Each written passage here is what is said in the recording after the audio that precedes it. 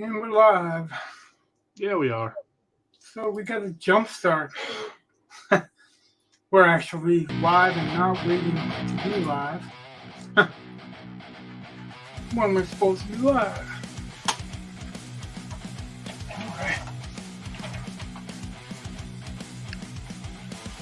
So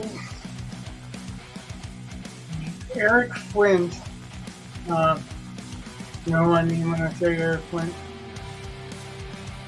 I know who he is. Was. Okay, was. Yeah, he was basically the publishing editor of Fame. Okay.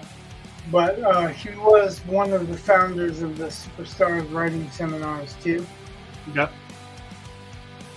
And they're doing an anthology. So I wanted to, take a minute and, like I was saying, like to promote other people's work when I can, right? Yeah. So, in honor of Eric Flint, the alternate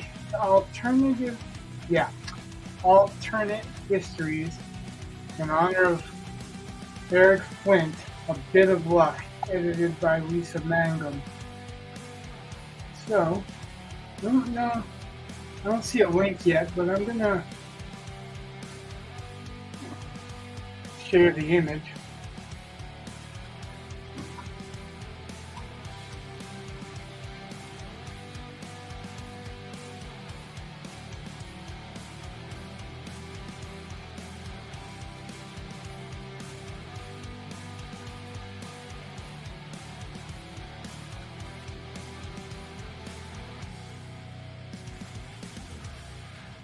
And present.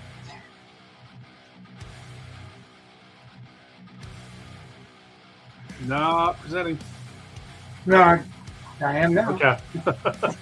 Just starting to work on it. So, yep. And that's actually Eric Flint's face on the motorcycle. That isn't a historical photo? Well, I'm just mentioning because that was the first time I've seen it close enough to realize that this is Eric Flint. Oh. Like I've seen the motorcycle and the dinosaur. And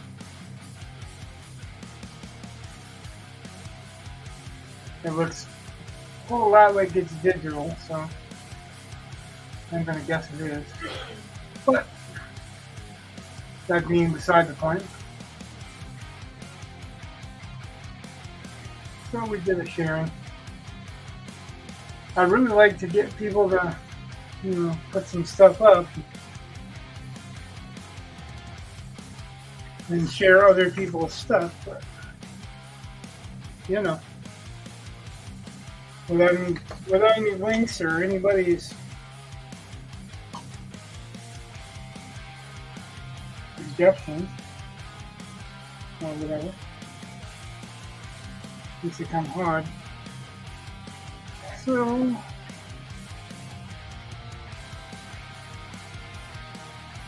kind of liking how you see some of this orange through the rocks here, but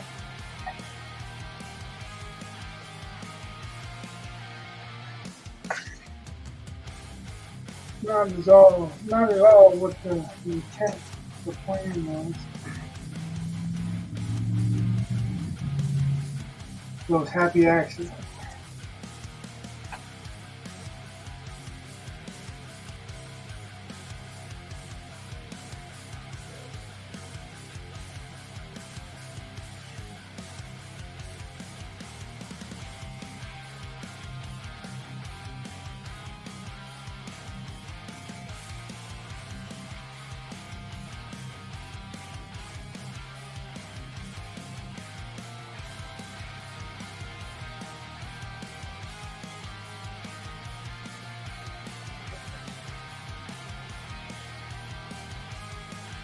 I want to put some of the ambient color in here, which is the blue from the sky, but I'm doing it darker.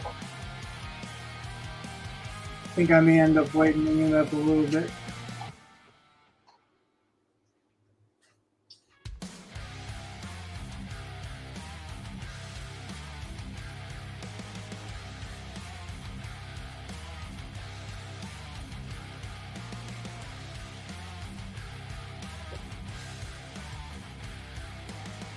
I end up loading more blue up there too. I didn't think that was going to be a concern overall.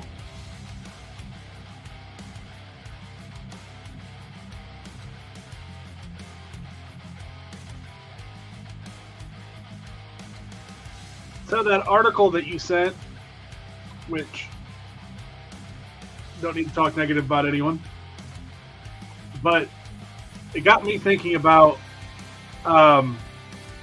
what Disney Marvel did at the beginning of the MCU versus now, where beginning, each movie kind of had to stand on its own. You didn't have to watch them in any particular order. And yeah, before they started doing the Infinity Gauntlet stuff. Well, even that stuff, I mean, right up until so you had all these movies, and then they make the Avengers, which, so they all come together in a crossover event of epic proportion. Okay, fine. And even in phase 2, you have... Just a second to qualify that real quick. Okay. Well, only in saying that the Infinity Gauntlet and a lot of the crossover events were actually crossover events in the comics. So it's not like they just made that up for the movies. Oh, I know. I'm not saying that they did, but I'm saying... I wasn't saying that you didn't. I was just qualifying it for those who didn't know. So... Not like there's many of them out there nowadays. But. So, the process up, and I would say, to some extent, even up through Infinity Gauntlet, it never felt like you had to watch everything. And that if you watched any of them, it was going to be a full and complete movie by itself. Like, if you look at the Iron Man films, yes, Iron Man 2 is a continuation of Iron Man 1, but it's, like, you can watch it from start to finish without having watched Iron Man 1.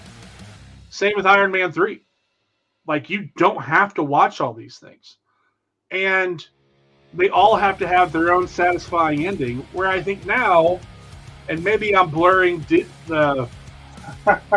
D plus. You are touching on the subject that I was touching on. Well, I'm saying the D plus series are kind of working against that whole idea. And when you look at the Marvels that are coming up, it was like, it seems like you have to do a lot of homework to watch that movie. And I haven't seen it yet, so I don't know. But to me, it seems like they've lost that each episode should be a standalone film. And you can begin to explore the after effects, but it needs to be finished. Nobody wants to watch the Marvels unless there's something else attached to it that they need to see. Well, yeah, that was kind of obvious from the first film. Well, that's what I'm saying, like, that's the problem, is that the writing sucks nowadays. The story sucks nowadays. Everything is all agenda driven. They're not just telling good stories, that's all, And when you don't tell good stories, it's hard to sell a movie that's not a good story unless it's related to something that you think people are going to want to see. Well, to me,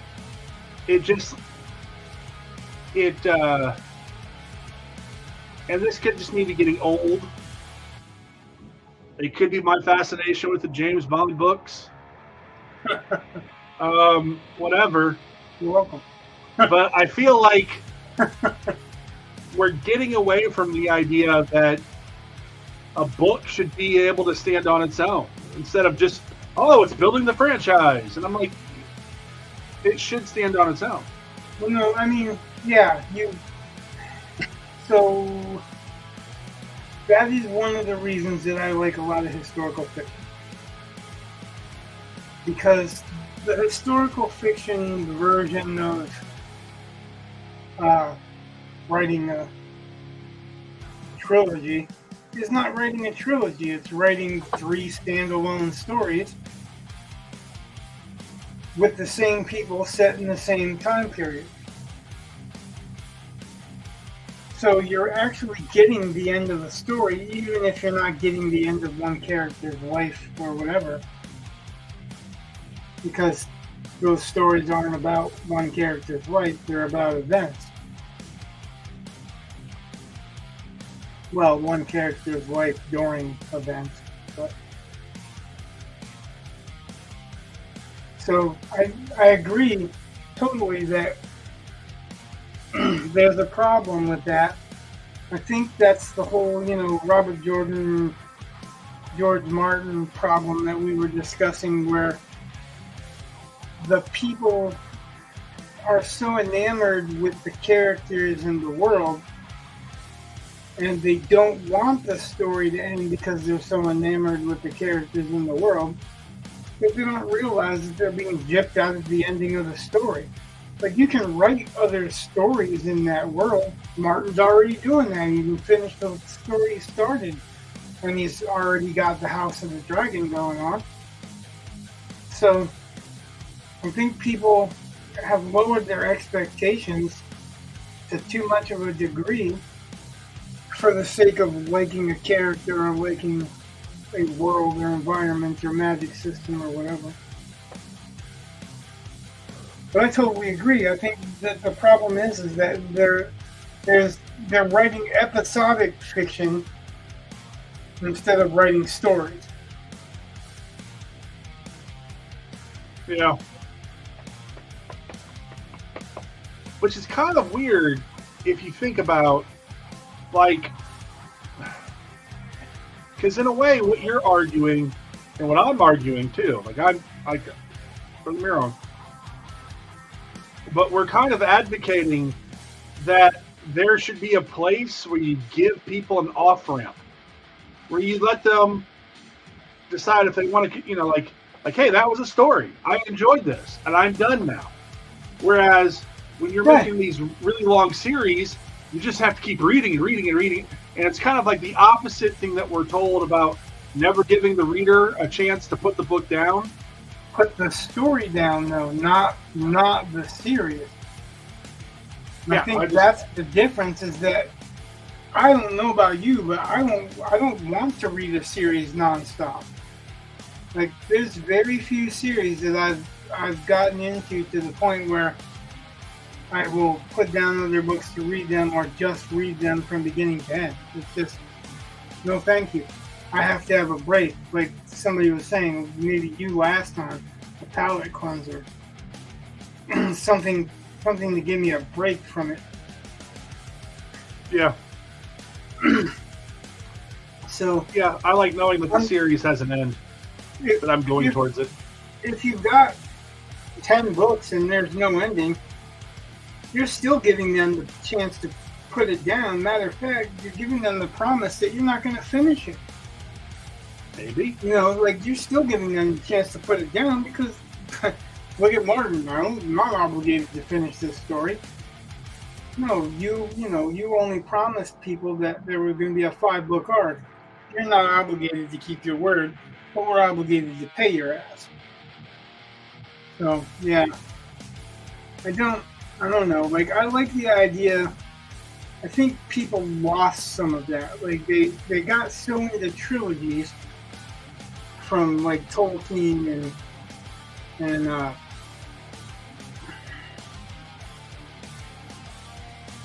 Jordan and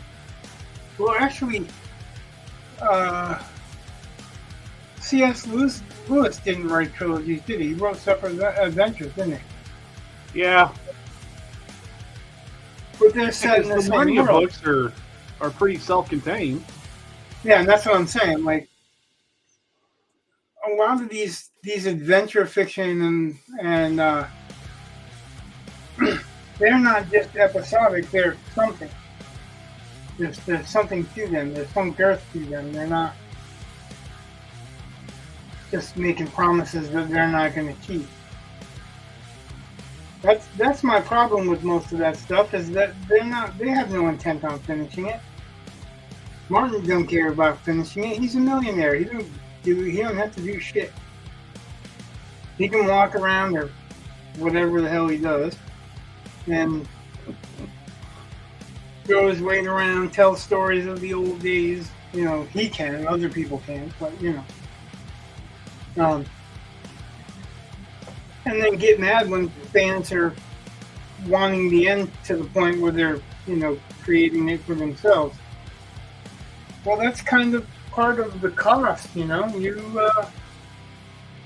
You accrue that by promising people or telling them that there's going to be a certain arc, which you don't have any intention of doing anyway. So, I think it's interesting thinking about the fact that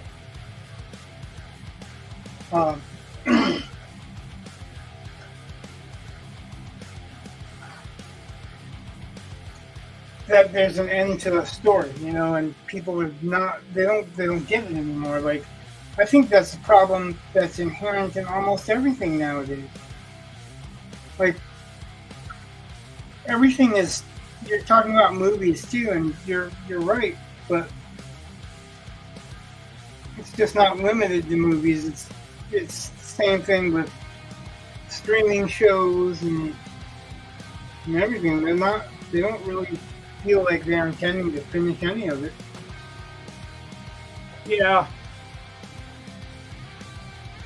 Even the ones that, like, they're, when you watch something and it's the last season and they've advertised it's the last season and they're not going to renew it or whatever, they don't have a definite ending, or if they do, the ending is so rushed or just, it's not very well put together that nobody's happy with the ending.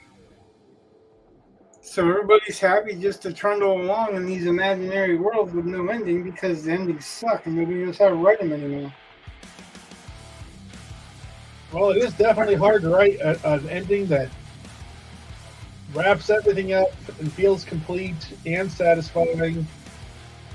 I mean, it's hard. It's hard. Like, I like the ending of the Dark Tower. I'm not going to give any spoilers. Well, you don't have to worry about me because I'm not going to read it. Well, that's fine. I think it's the greatest fantasy series of all time. Yeah, whatever. I read the Gunslinger, and the second book just sucks so bad I didn't want to even finish it. Oh, it is. See, what's funny about that series for me is there are very few books in that series where I would say, oh, that's the book. Like, that's the, oh. Like, Wolves of the Kala is probably my favorite because it's, and then after that probably Wizard Glass because they're two relatively self-contained stories. But take it in total, I've always appreciated it. And normally Stephen King, in my opinion, does not have the best endings on a lot of his novels because he's a pantser. Writing ending. Well, yeah, because he's a pantser. And so he doesn't really know where he's going. He just, well, this is a crappy situation. What would happen next? And he just keeps doing that until he decides, all right, I guess I've got enough words. I mean, I don't know. But, yeah, like, I don't want to start a campaign of anybody sucks, by the way. Like, that's not.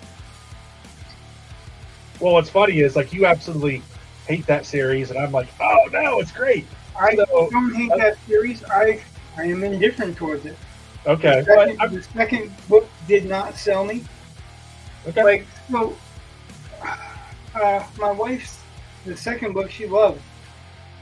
I don't know if she's read any more of the series, but because of the first book, I didn't like the second book. Well, the second book's a lot different. And she loved Eyes of the Dragon, which I stopped reading 3 times, but I forced myself to finish. Huh. And I did not enjoy it. However, I really love The Talisman, which is the original book set in that world.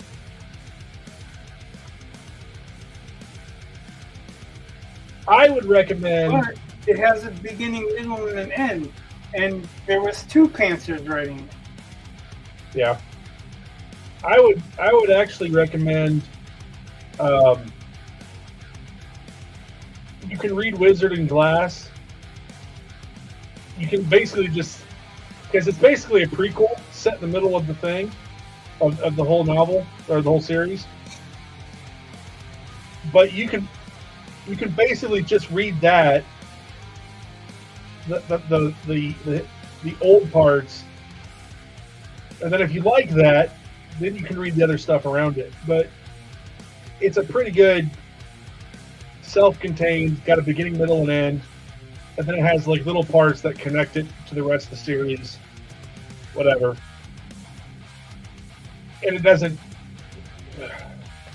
because I think the second book, I suppose I could look it up. Drawing of the Three. Yeah. Right? Yep. And that was not my favorite either. No, I didn't like it.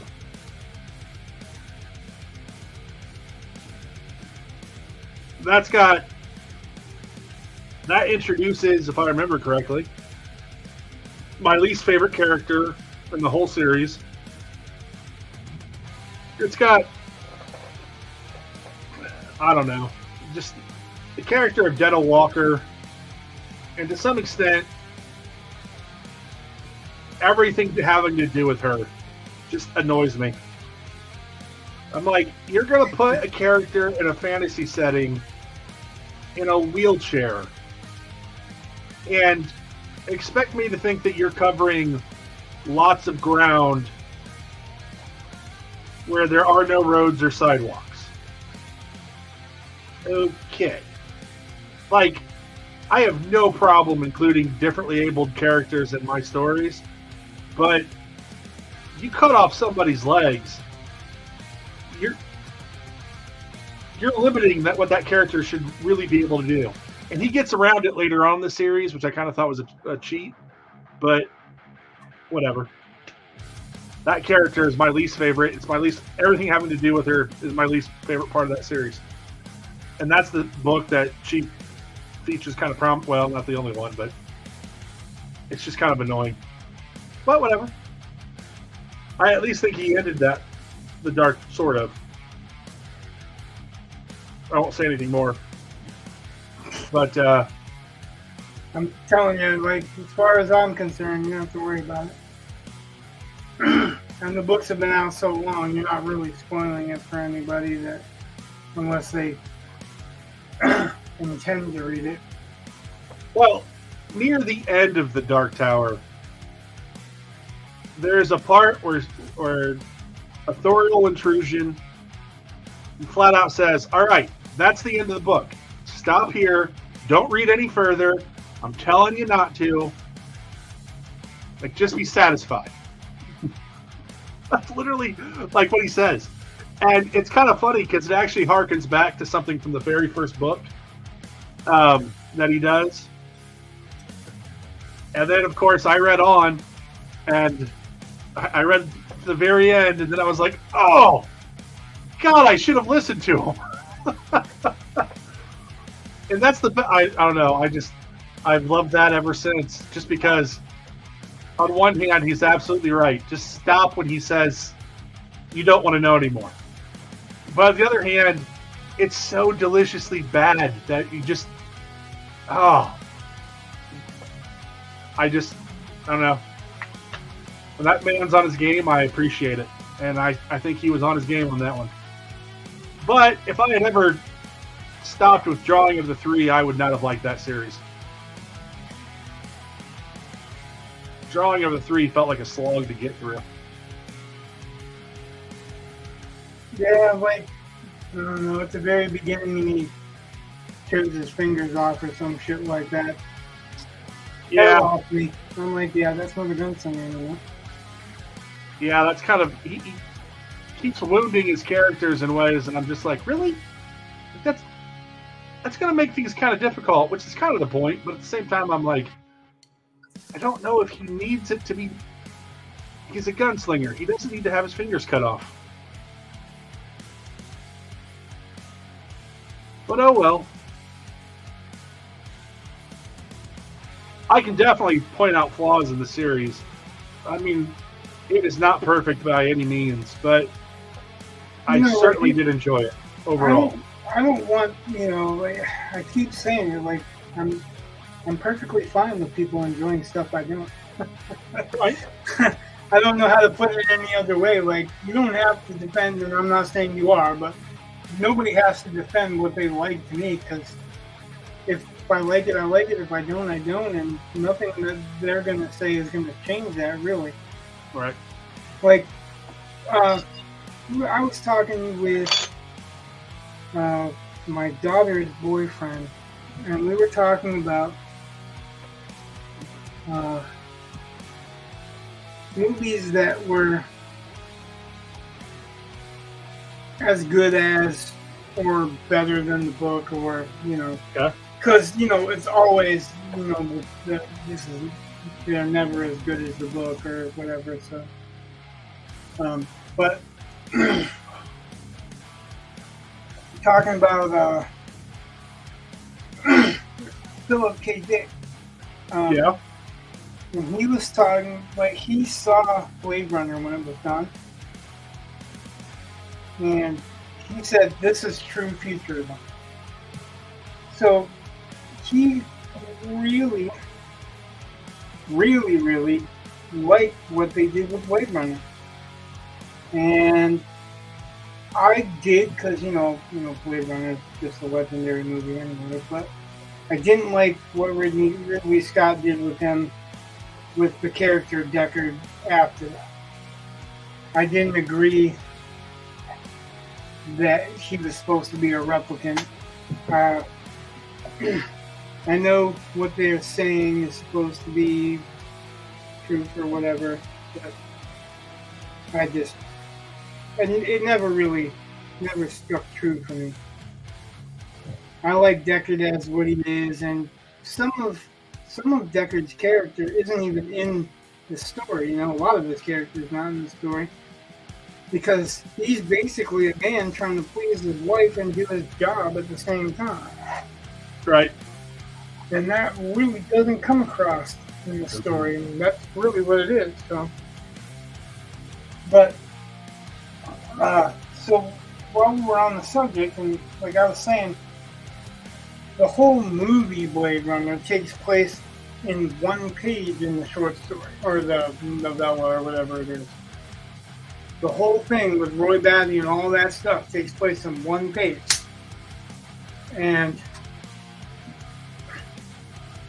it was still a good movie, and it was still more exciting than the book, because the book wasn't focused on that. That was something that Ridley Scott wanted to focus on, I guess, the theme that Philip K. Dick had in so much of his work anyway, which was, what does it mean to be human, right? Yeah.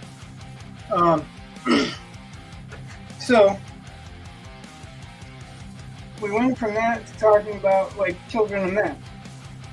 Children of Men is one of my favorite sci-fi movies. Yeah. Because it's not really super far-fetched sci-fi. I mean, yes, there's a bit of baloney in it, but the baloney in it is whether or not whether the whole race could be sterile, basically. Oh, I don't know. I think that's becoming more and more realistic. Well, yeah, but what you're talking about is by choice, and what she was writing about was not by choice. It was more by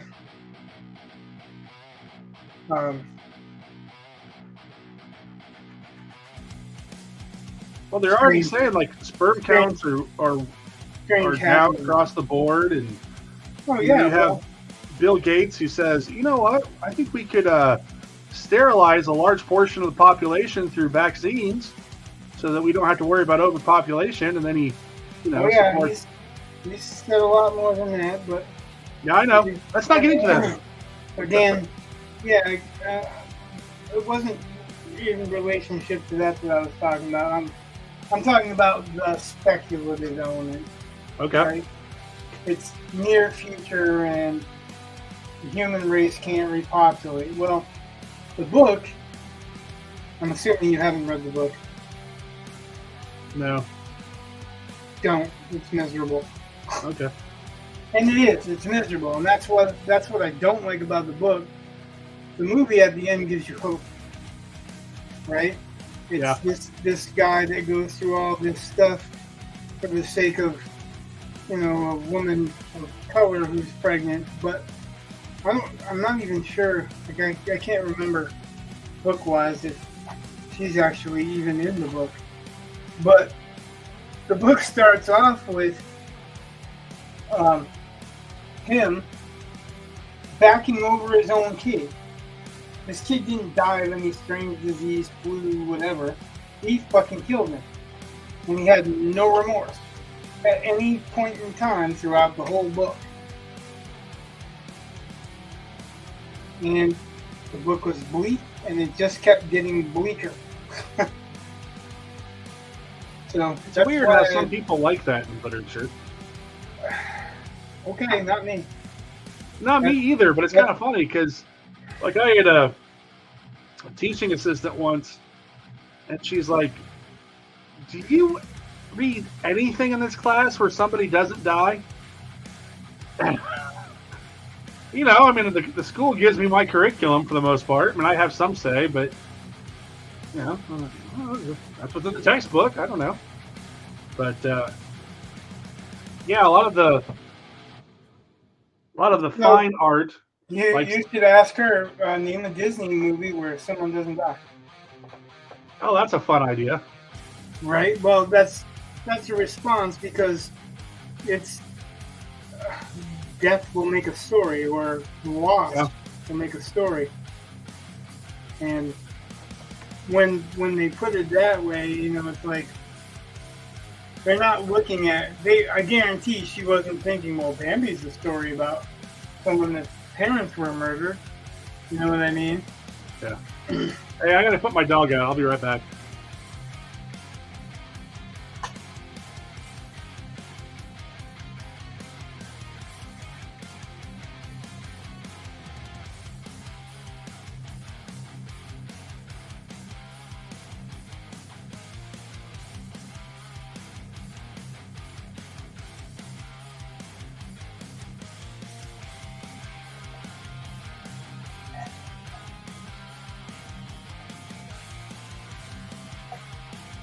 You couldn't see what it was.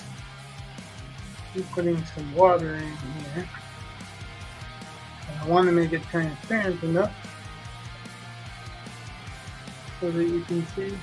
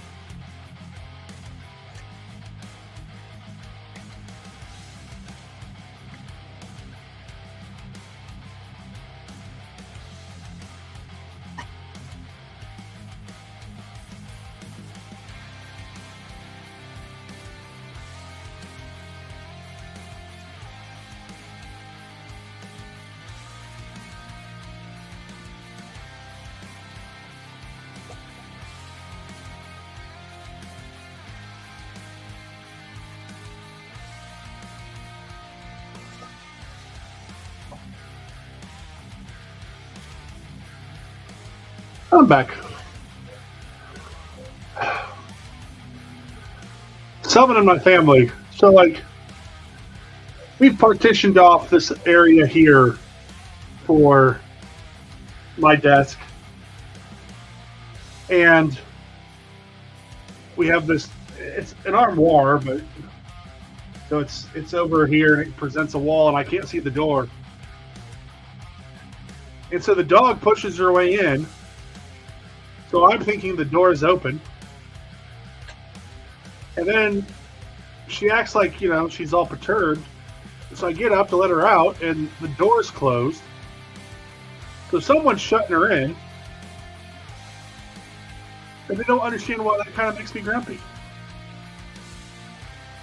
But, like, you're trapping the dog in, and then she wants out, so I'm the one that has to put her out. Or maybe they do understand, they just don't care because they don't want to deal with the dog. I don't know. Rant over, I promise. Well, no, you got the right to rant.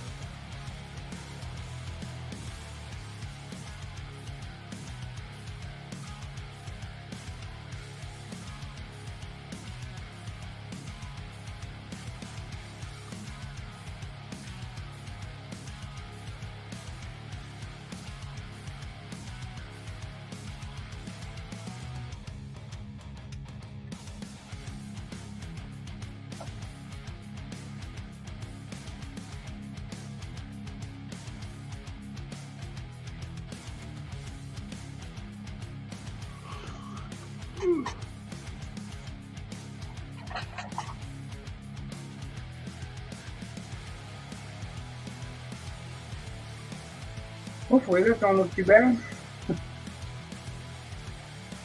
How long has the blue been down there? Because most of the time you can't see that edge.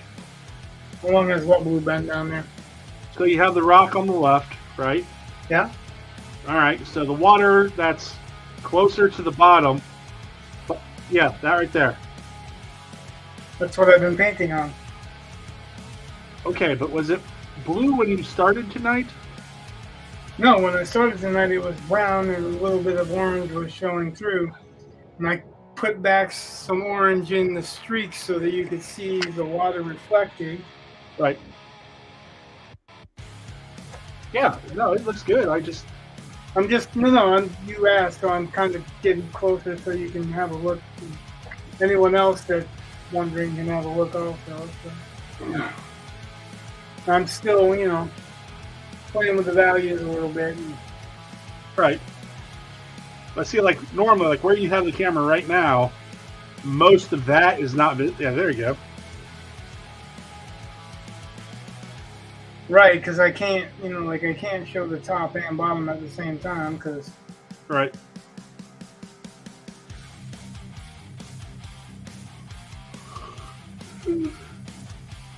Wow.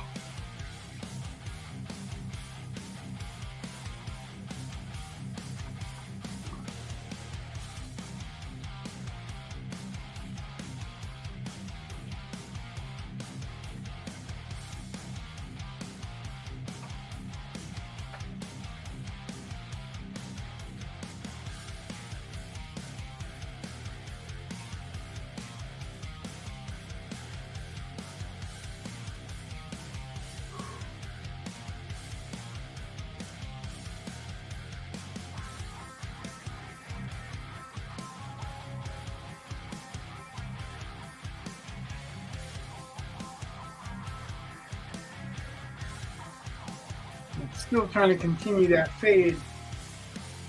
Hopefully it looks, right. Hopefully it looks right. That's all I got. I think it does.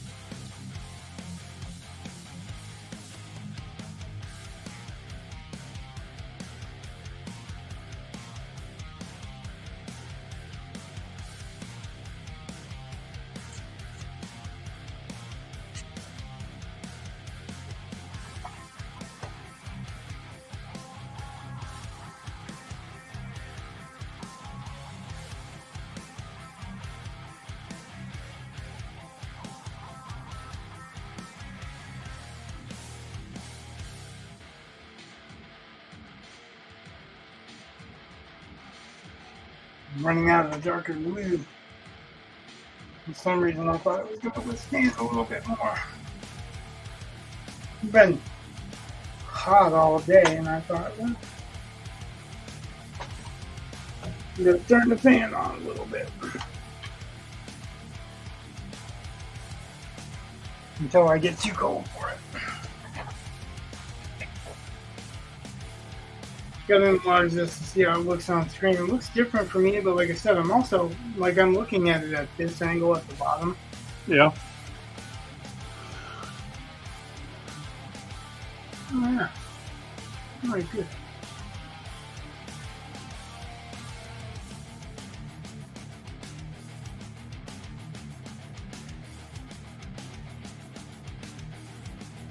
So,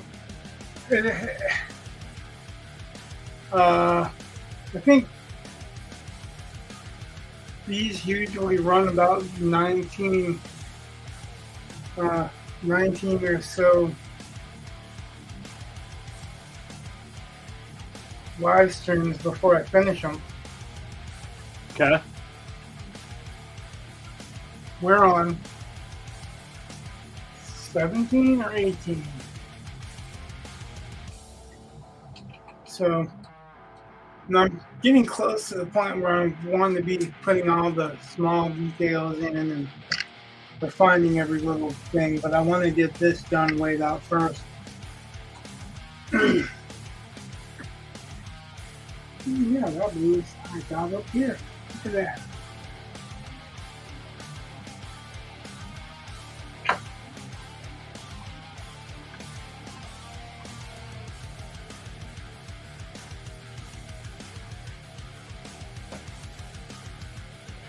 Now I'll probably have a whole bunch of blue left over because I put a little bit more blue on it this time. Yeah, probably.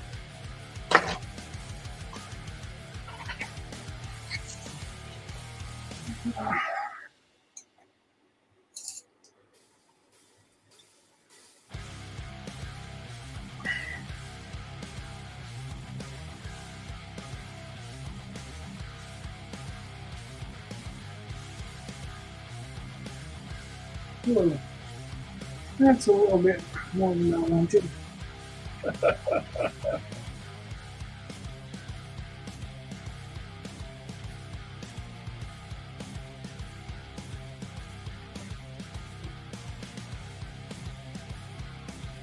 I'm going to have some darker aspects to the blue.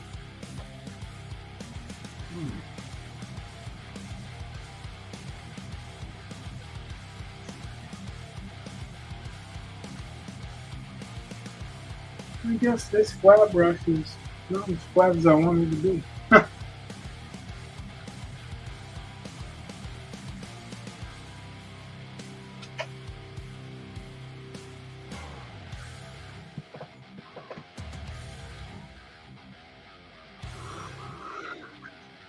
Have you read the books Mortal Engines?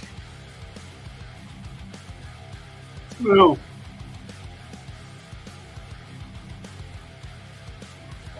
I think you would enjoy them.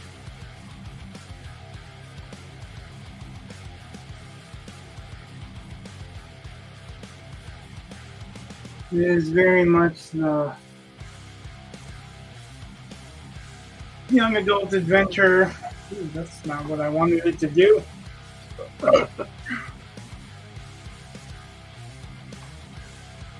Very much the young adult adventure, mixed with a lot of steampunky type stuff going on there. Yeah. They made a movie of it, but the movie just didn't do it justice at all. It very much feels like a cross between what you were writing with your Maka story originally and your original quick Bandolier version. So it's kind of a cross between some, yeah. No, it's hard to describe. It's a little bit more in depth in the world building, I guess. Okay. To the fact that they have there's cities and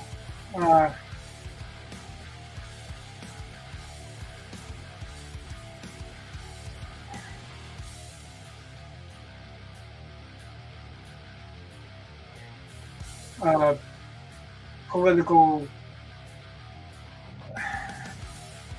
Not really. I mean, like, I want to say political, but it's not really. There's a little bit of politics, but it's only relevant to what the story is. It's not like the politics we think of when we talk about politics.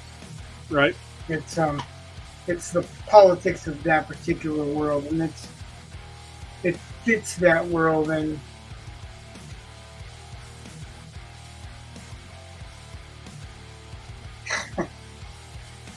so I guess the best I can do with that is trying to tell you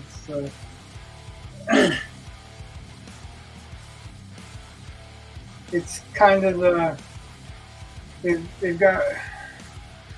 Did you see the movie? Nope.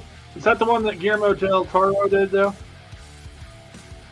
It was either him or Denis Villeneuve. One of the two, I think. But it was basically what they tried to do with the movie, which they shouldn't have, was make it Star Wars with steampunk balloons and shit.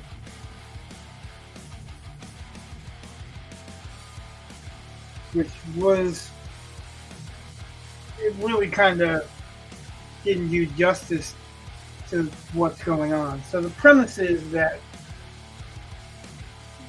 there was they call it the 60-minute war, but it kind of alludes to there was nuclear warfare at one particular time. And so what happened was the surviving cities are called traction cities, where they built tank treads, and the survivors are part of the cities that roam around, and they roam around looking for prey because they don't have any natural resources. So they devour smaller cities and take their people as workers and take their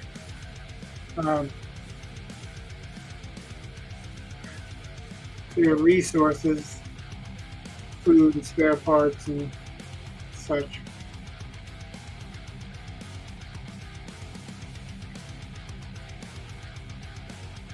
But it's very steampunky too, so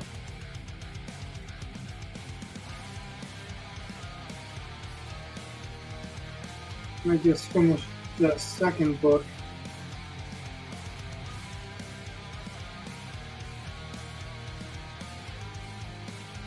There's a lot of good stuff in there, and it's really reminiscent of the stuff that you used to write when we first started hanging out. And I say used to, but I mean you still have that flavor in there, but I think his characters are trying to be more innocent. You know what I mean? Oh, yeah. Like, yeah, it's hard to describe, short of saying it's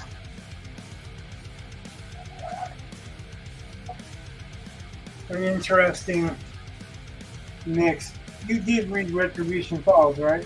Yeah. So it's a little bit like Retribution Falls with kids, younger people. Okay. But these cities that are moving have their own histories and not quite true histories.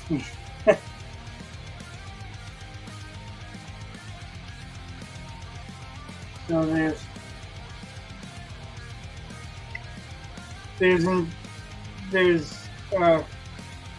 people assuming things about society that, like a society of our time, that isn't true of the society of our time, but there's no one to refute it.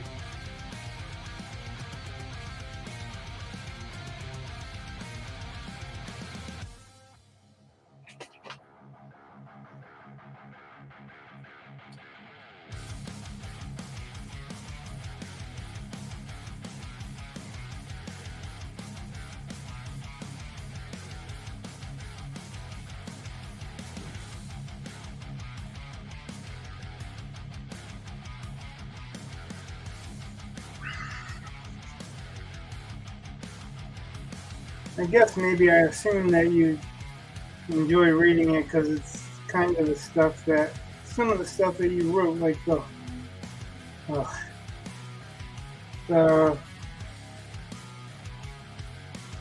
one with the giant mouse mount. You know what I'm talking about? Trying not to give anything away, but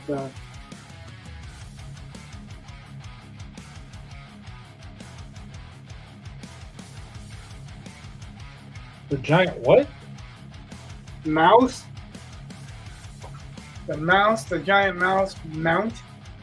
Oh, yeah. Yeah, that's a Jerboa, though. Yeah. But That's why I was confused. I was like, wait. A mouse. Yeah, you're right, basically. I couldn't think of the name of it, so like. Yeah, Jerboa. I got it. Anyway, like. That's because Jerboas look amazing. That type of a story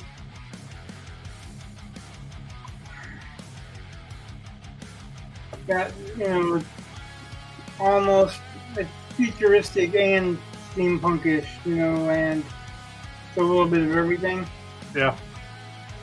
I haven't seen any like appearances of mutants. They're always just regular people, but there are creatures that are reanimated, for lack of a better term. Okay. And that, there's one of them in the movie.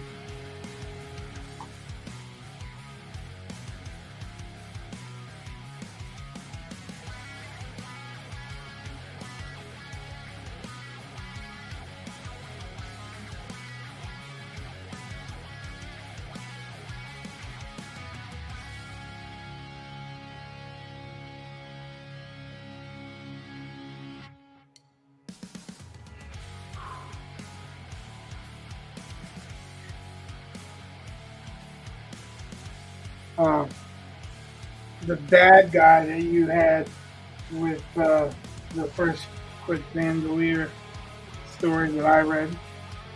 I say that I read because I think he said something about you had written earlier, either earlier stories or earlier versions. But remember when I first read it, I was talking about how does he form these words because he didn't have any lips or whatever. Oh yeah. I'm just trying to remind you of the character, not the criticism. But yeah, no, I remember. There are characters that kind of feel like that.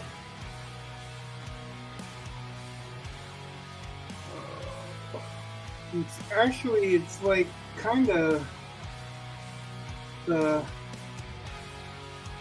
undead in your stories, in those stories.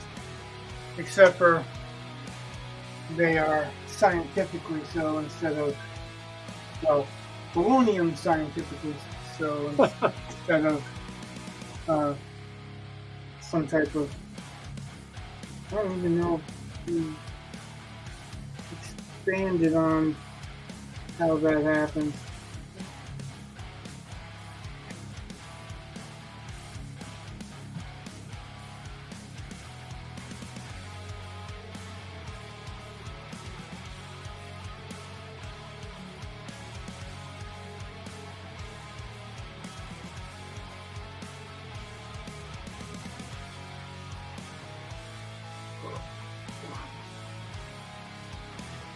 But yeah, I think you'd enjoy them. They're quick reads for me, so I'm sure they'll be quick reads for you. Yeah. Did you like Retribution Clause? I think I've asked you that before, but I don't remember the answer. Yeah, I liked it. Yeah, I really liked it. It's 4 books to that series, and I think I really liked them all except for the last one.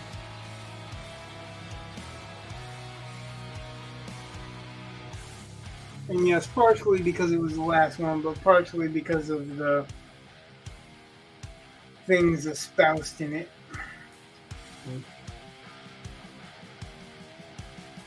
You know, stuff that takes you out of the story that shouldn't.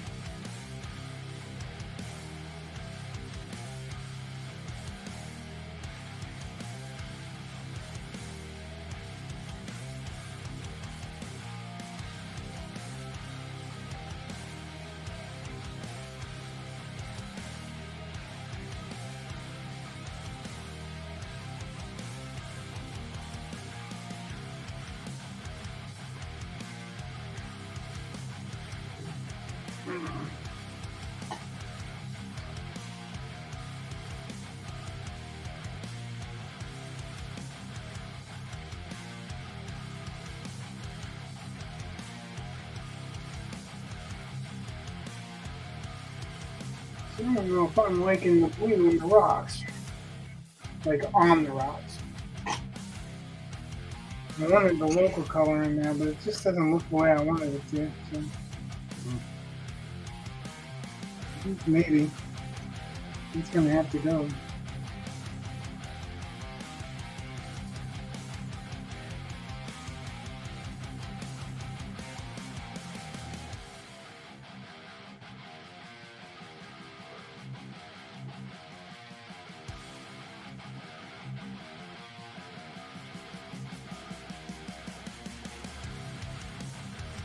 Yeah, so anyway, when I was finishing that book up today, I was like, man, this reminds me of Brett.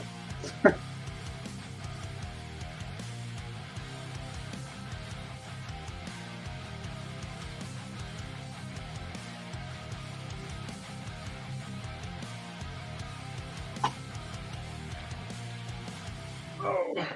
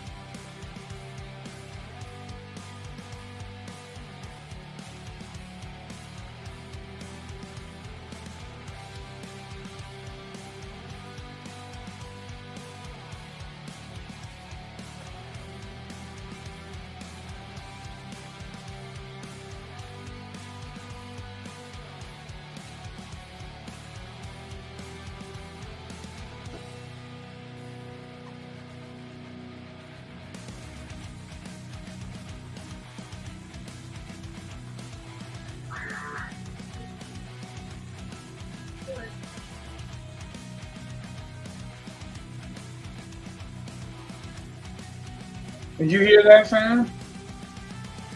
Did I? Yeah. No. I hear someone slightly talking off camera. Yeah, because my wife did something that women aren't supposed to do. Oh. That's weird. I have a feeling my wife does that quite often. That wasn't very ladylike at all. Yeah, this sounded much like a panicked duck. Somebody stepped on a duck. On that note, I'm going outside. It's not bad when you run yourself out of the building. Right?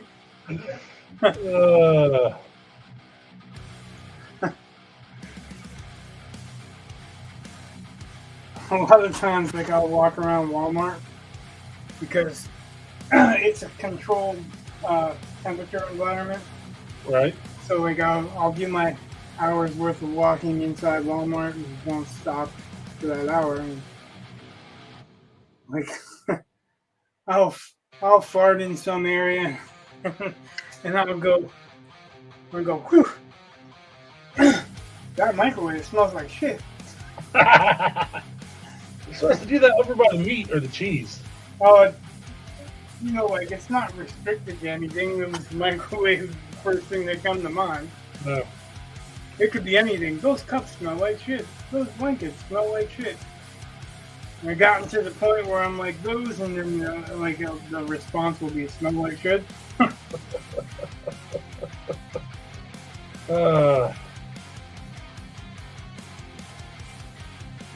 I gotta admit, though, there is a sense of satisfaction when you can crop somebody that's already turning their nose up at you.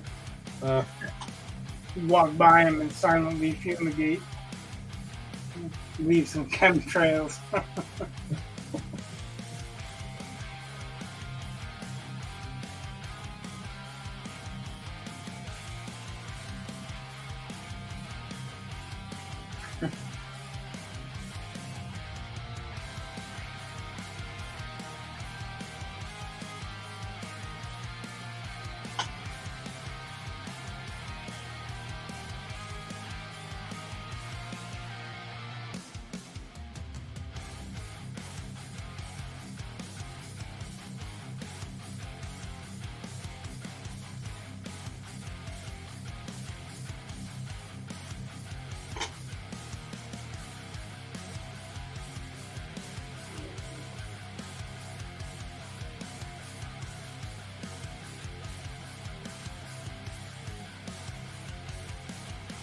Really weird working with acrylics this way because I'm mixing stuff that's not as white as it looks.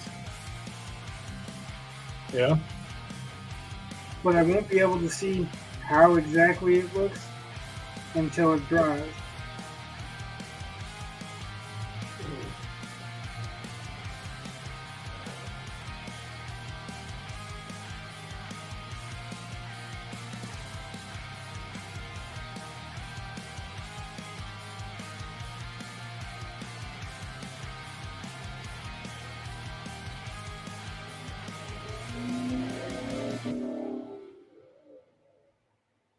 Sounds like somebody's speeding around out here, speeding around your house.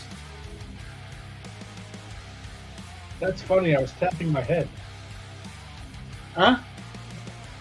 I don't hear anything other than. Well, it sounds like someone. Was that it? Nope. I don't know. Nope.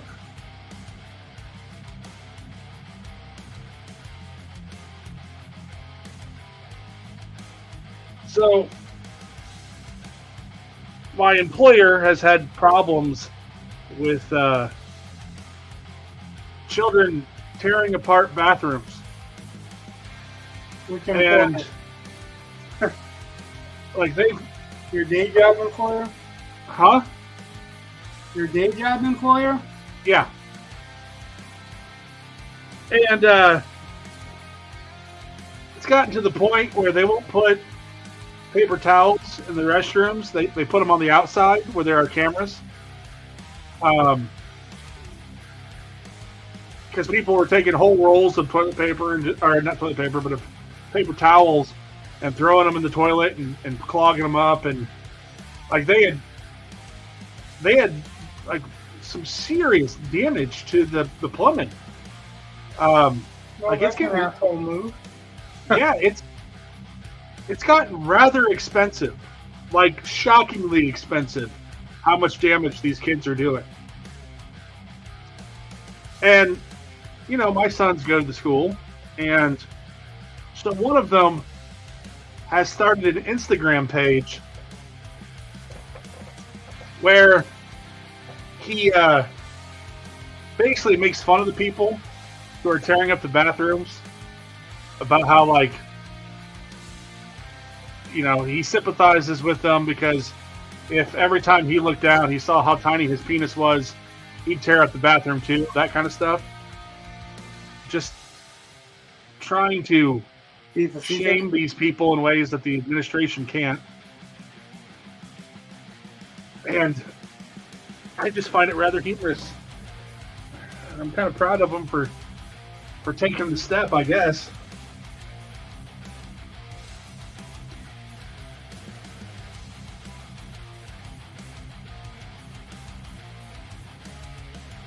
But when you were saying something about, it sounded like someone was speeding by my house.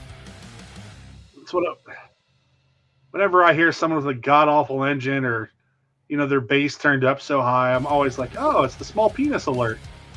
So made me think of my son's Instagram.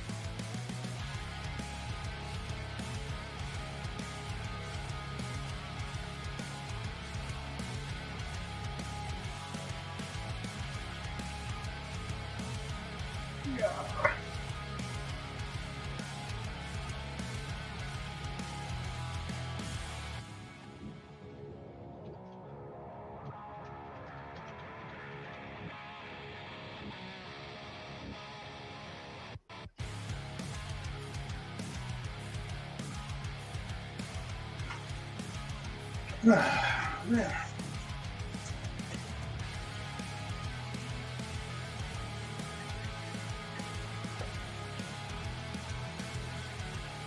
Now I feel like I've justified buying this brown brush. There you go. Well, I've used it a few times, but I think that actually adds something, right? To feel like that's receding, and there's, you know, some, hopefully, it's adjusting in here.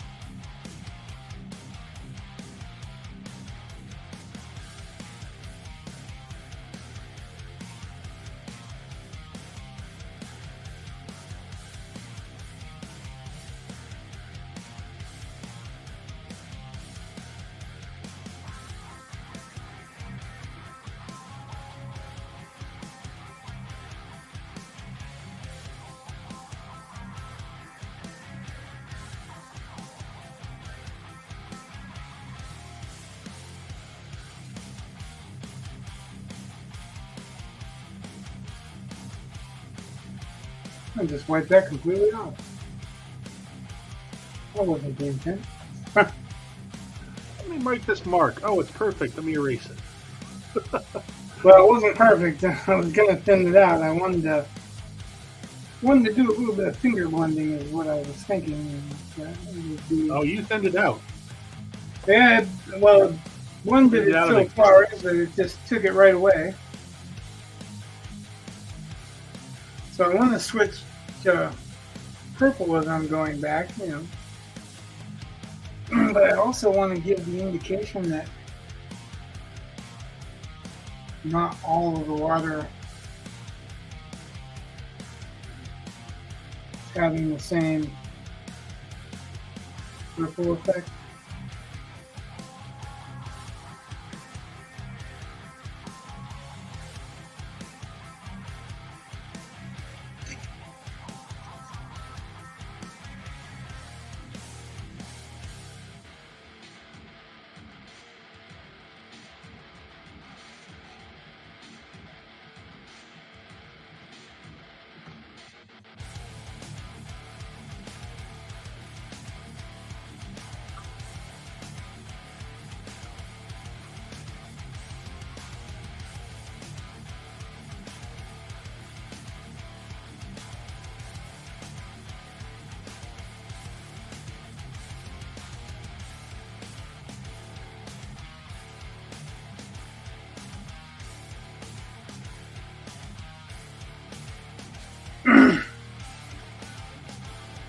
Certain places in the water should be more active than others.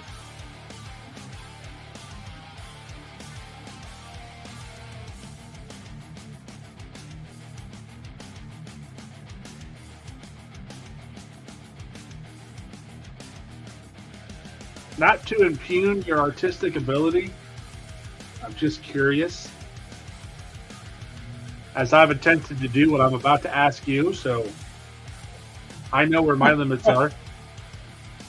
How good are you at depicting like a watery spray, like a wave hitting the rock and, kind of going up? Well, that would be pretty easy. Okay, I don't agree, but okay. Well, it's a splatter. You just cover the rock and then hit the splatter. Yeah. What the secret to that is not being afraid where it's going to splatter. Like, I wouldn't paint a glob of it. I would just splatter it because that's how it would really look. But this is not this is small wind ripples, not anything flowing like that. Yeah, I get that. I just Well, thought. I'm just saying that's the reason that I'm not just showing you is because. Okay. That's fine. I was just curious. So yeah, I mean, what you do is you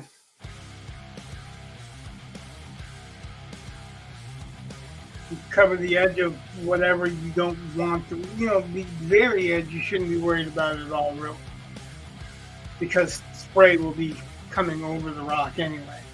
Yep. But if there's something important, you want to kind of basically cover it roughly, like maybe lay a piece of paper towel this way and let it splatter. You can concentrate the splatter, and you don't have to do white. See, that's another thing too that I think people tend to not get, is that the value being heightened doesn't mean white. It means the value is heightened. And I'm not saying you don't get it, but I'm saying a lot of people just don't. They think that if they're going to do a highlight, it has to be white. You know what I mean? Oh, okay. Instead of going, it can be a light blue, or I don't have any white on this painting right now. None. There's nothing on this painting that's white.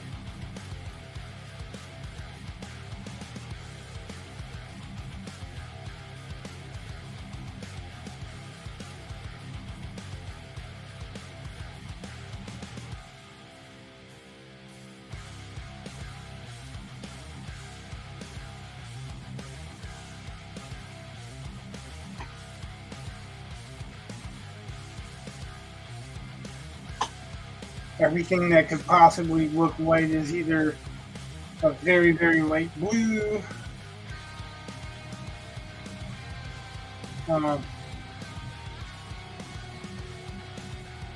very, very light pink,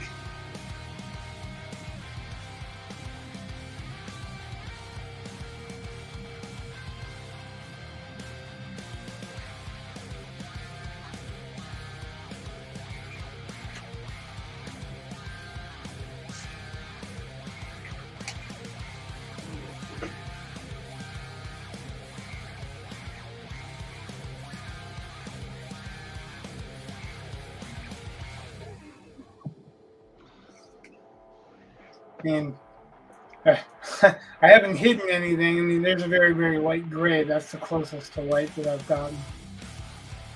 Okay. But yeah, if you scan this on and put a color picker on it, then like color picker from a digital program, you find that there's really no white.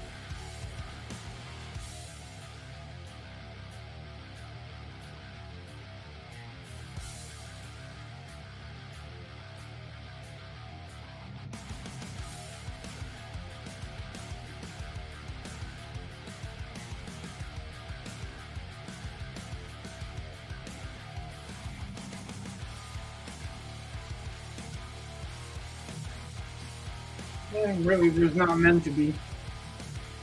The highest value. That's the very last thing you do is the darkest darks and the lightest whites, right? Yeah. You don't necessarily have to highlight everything. Matter of fact, it's probably better that you don't highlight everything. You need to have a selection of where you want the eye to look to be able to read the eye. Because other than that, it just seems busy.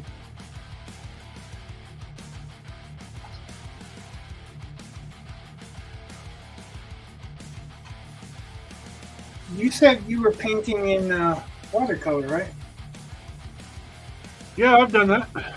Well, I mean, I'm talking about like when you're saying you had very little luck with painting sea spray or whatever. And I'm just wondering if how much of that was watercolor. Because watercolor kind of is a little bit different, you know, and you have to use gouache or something. I have the effect I was talking about. Somewhere I have a painting of a beach, which has waves and whatnot, and it worked out fine. But I also, I mean,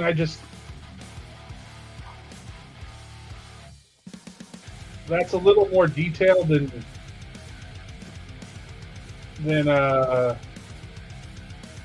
I mean, your painting is more detailed than what that was. And that was a monochromatic just thing I was doing.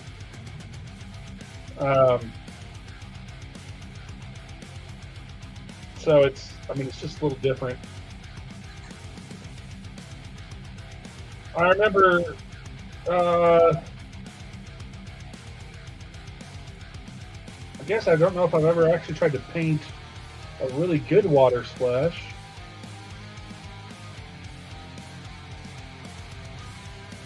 So I've tried to draw them. Monochromatic. Yeah. What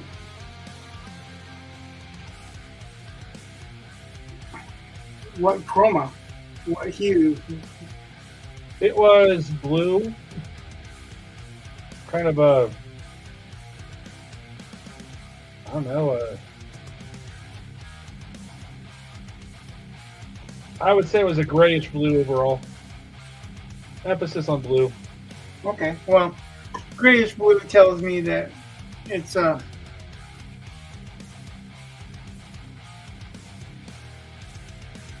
not a very vibrant blue that you're talking about.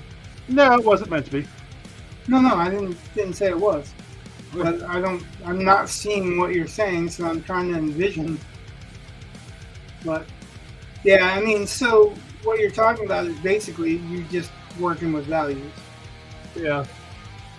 And that's good. Like I work with values a lot. When I tattoo, my favorite thing to do would be black and gray because it's basically you're doing scale work.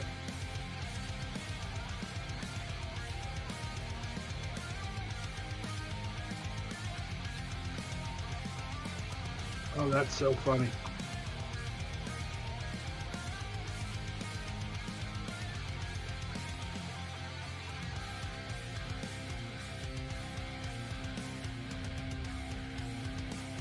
Did I ask or?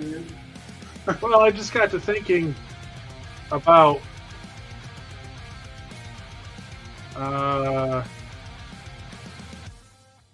what I was painting, because this would have been, I don't know, in high school probably. Yeah, it was in high school, and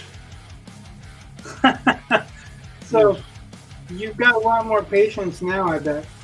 probably, but I Well, was trying you're to a think teacher, about. so I'm going to guess that you've got more patience now than when you were in high school. I've got much more patience now painting than when I was in high school.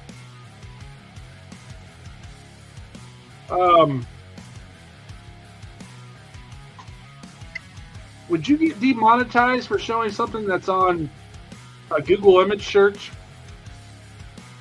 Not that you're Well, monetized. I But- can't be demonetized if I ain't making Would you any get a money. copyright strike for showing something that's on a Google image search? Do you know who owns the copyright? I would assume Ansel Adams. Okay, so not if you go, this is an Ansel Adams, because you notice I share a lot of stuff. Well, so And I know a lot of Ansel Adams' work. My wife's actually a big fan of Ansel Adams. if you let me share, I'll show you the picture. I'll show you the inspiration piece for the painting that I did. If you share it, then I'll share it. You've got to start the sharing Oh, process. present. Right. Share screen. I mean, it should pop up. Yeah. Okay. All right, let's do it. Yeah. So I painted that in watercolor. Yeah, so that's really not sea spray that you're talking about. That's just rolling waves. Okay. And then there is a little bit of sea spray, but it's not close enough to see the spray off the rocks. I agree. That's what I was saying. Yours was way closer. Yeah, no. This is I'm just saying. See how if you look to the left, Yeah. where the extreme reach of that rolling wave is, where it's touching the rock and it's going between the darker foreground rock and the next rock. Okay. You see how it kind of flattens out and rolls in there? Yeah. That's what I'm talking about. If you look back one line and then another one line, you'll see how they're rolling in. Yeah. So if you're asking how I would do that, I would do the shadowed parts first. Well, like I said, You do the darker stuff first, and then you go over it with the lighter in that case. And then it's still, I mean, I don't say that much would be much for spray, but I would do what I did with the pine trees in the last painting I did, the last warrior painting I did. Okay. Where I took a round brush and I kind of stippled it. And because that round brush will break out a little bit. Huh. Like it'll fan out a little bit and it'll create some texture. all right. Well, we can get back to your painting. You can go ahead and. Thanks. I'm already back. Well, yeah, but my thing's on the. That's okay. I'll get it in a minute. Like I'm not worried about sharing Ansel Adams' work. I mean, he's a photographer. I am not. Oh yeah, you closed it out anyway. Yeah. All you have to do is switch the. There you go.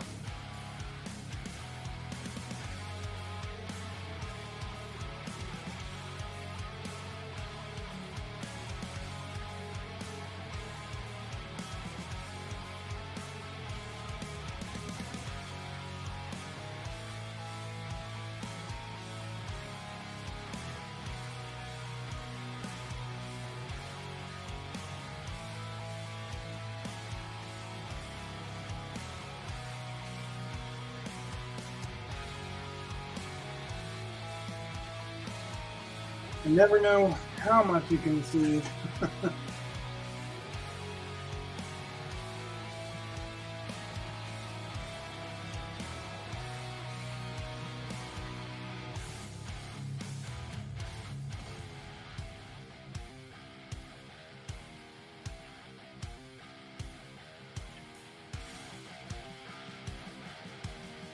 There's a lot of experimenting that I can do with painting that I'm not afraid to do, really, but I want to have a head start so I don't look like a complete idiot online, you know?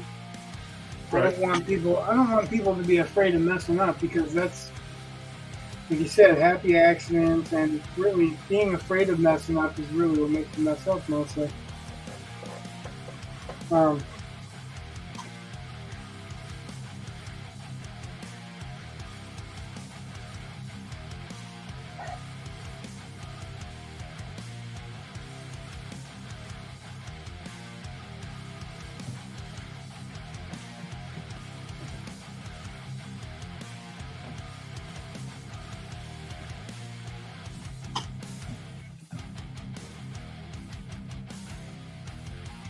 I don't think anyone should really be afraid of experimenting, because, especially with painting, if you don't like it, just paint over it. You can't do that with everything, you know. Like if you draw with markers or black ink, you maybe to a degree could, but it would definitely not be the same.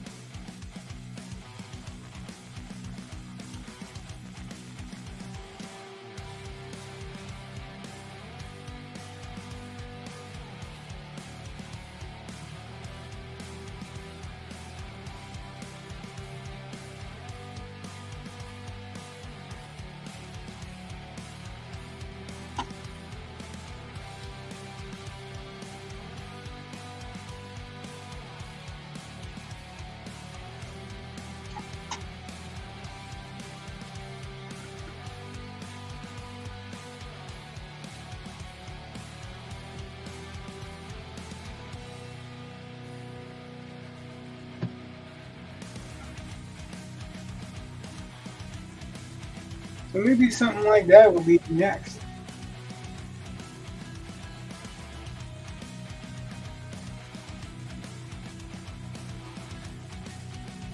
Do something with some sea spray.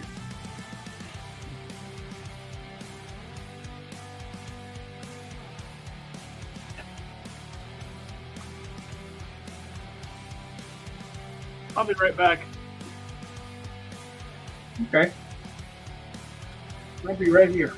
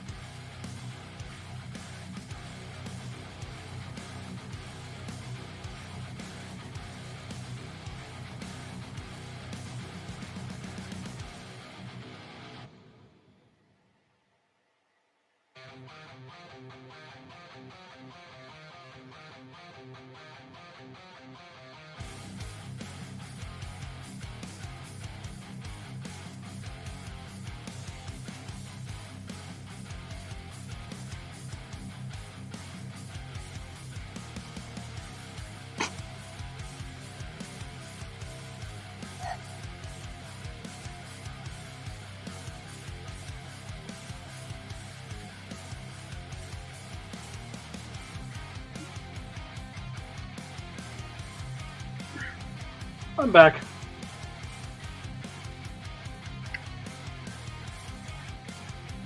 Oh, welcome back.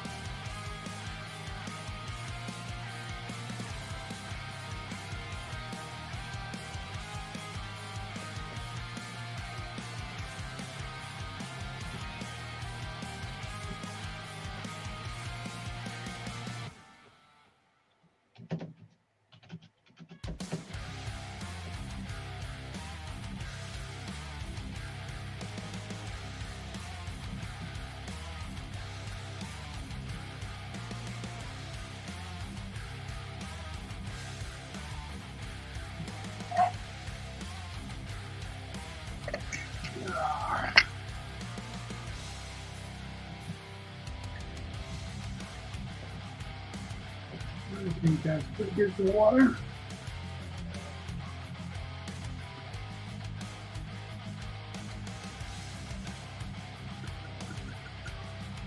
Except the obvious.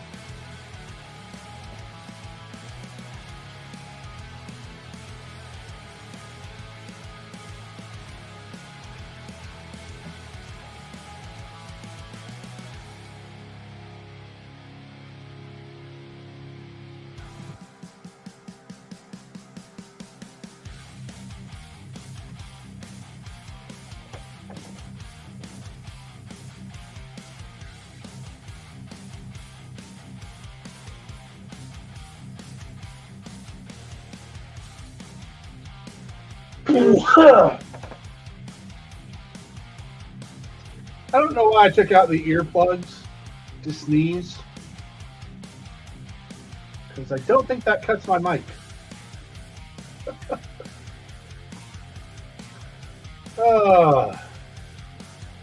That's some big brain thinking there.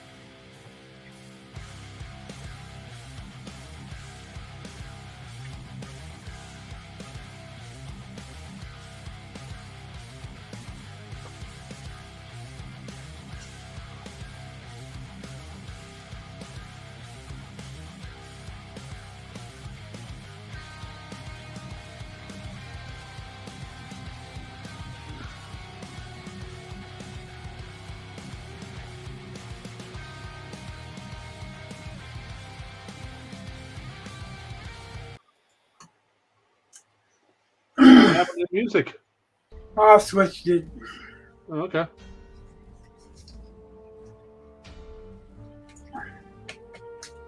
I want to know what happened to my audience.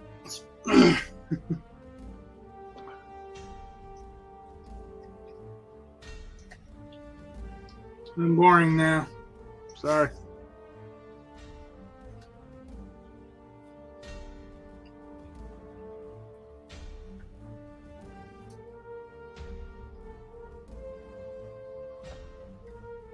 Hey, I have a question for you. My son asked me this, and I was like, he's like, I need some writing advice. I was like, all right. But he didn't really need writing advice. He needs gun advice, basically. He's trying to make some D&D class that uses guns, and so he wants to have different bullets, and he feels like a gold bullet wouldn't penetrate. It would flatten. It would be weak because Right. gold won't easy. Silver too. Well, that's why I told him, I was like, if you're going to make a bullet out of gold, like, I'm pretty certain you would have to make a alloy. You know, maybe gold plated, but Well, so now I get to ask you the question that you probably weren't thinking of. probably not. Are you talking about a gold bullet or a gold casing?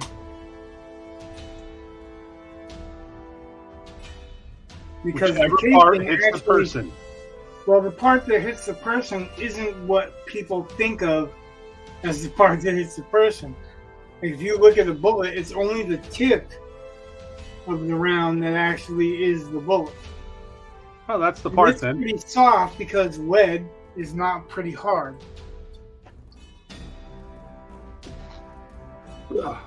It's the casing that's brass.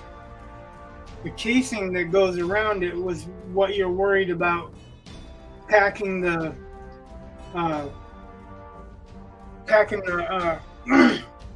gunpowder into, and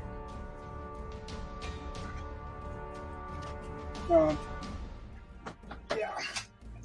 So you're worried about gunpowder and the gases heating up and expanding and melting the gold, but lead is, not very strong either. Lead's really easy to beat up as well.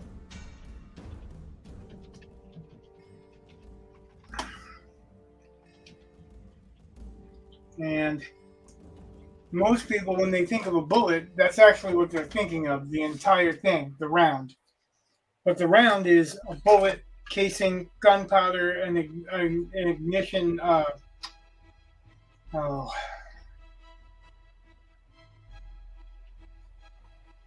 Percussion cap.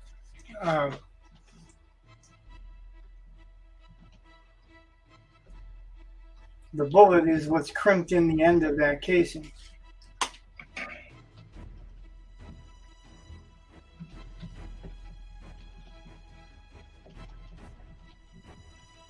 See what I mean? Yeah. You're looking it up?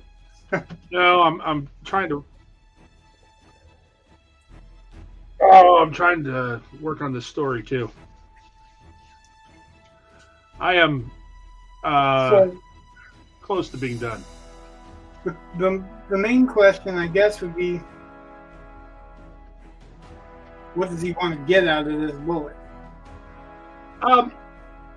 In his brain, he wants something that will have fire damage but not penetrate. So, like an explosion, an incendiary round. Yeah. Okay. Well, there's incendiary rounds.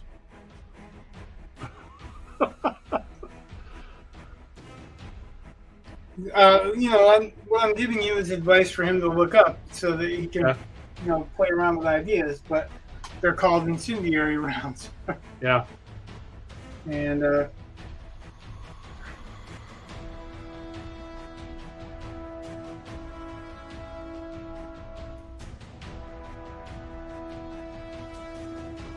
that whole if it ain't broke, don't fix it thing, right? And I would think maybe in Dungeons and Dragons you'd be more concerned with stuff like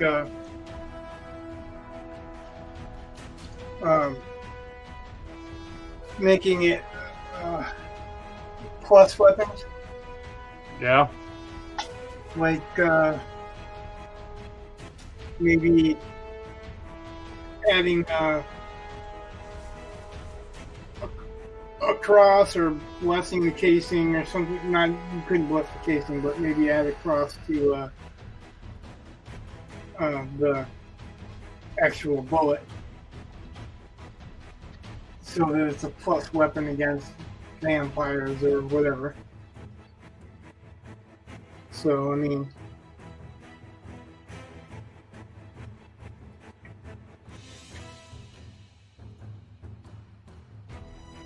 there's possibilities, but it's really what he wants to get out of the round, what he wants the round to be able to accomplish.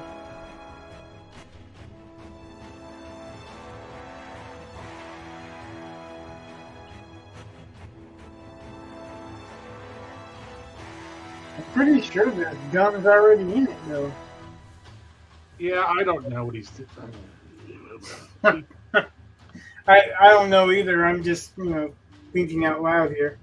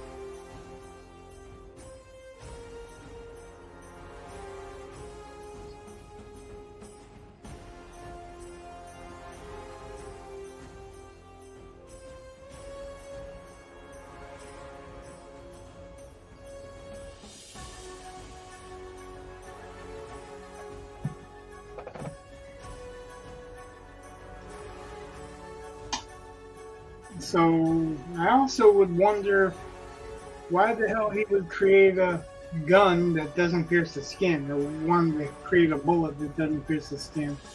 I don't know. That's why I said I was wondering. That child gets an idea in his head, and that doesn't really matter if it's logical. So I don't know. Like, I'm trying to guess what I'm trying to do is I can't help you without having any idea of where you're going with it, you know? I think you've actually helped, whether you meant to or not. So, like, I know what I told him, and nothing you said contradicted that. And I have some other things I can follow up with. So, things I hadn't thought of. Even good questions to ask that I hadn't thought of. Granted, I was trying to get back on camera, but Oh, well, this was a couple of minutes ago. Yeah.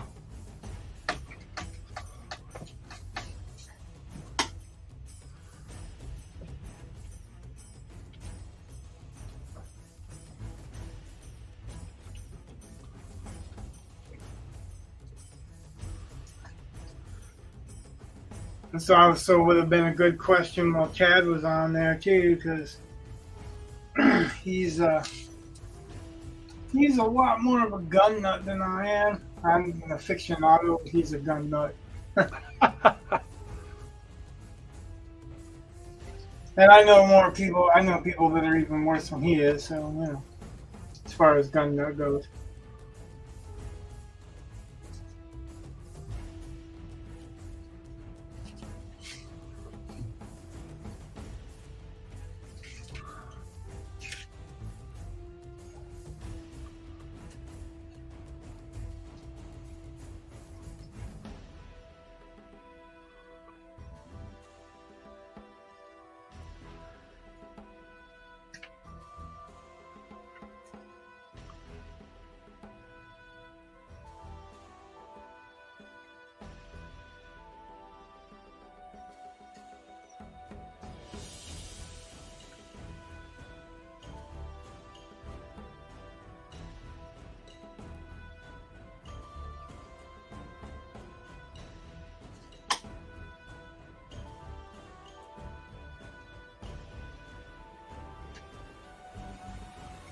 So yesterday at the tattoo shop, it kind of made me laugh because my wife wasn't exactly sure what she wanted when she got there, right? And she had several different ideas. And one of them was for a thumb tattoo. As in, tattooed on her thumb. That's what I thought you meant. Okay, just wanted to make sure. And so anyway, she's also had this idea for koi around the knee, which we talked about that a little bit. Right. So she was telling her artist about some of her ideas, and then she's telling him how our boys don't like the idea of the koi around her knee, like it was way too big or whatever, and he's like, F them, like it's not their body, you get what you want. And she's like, I know, I'm just not sure. And he goes, well, I'll tell you what, I'll help you. That thumb tattoo idea is stupid. You don't want that.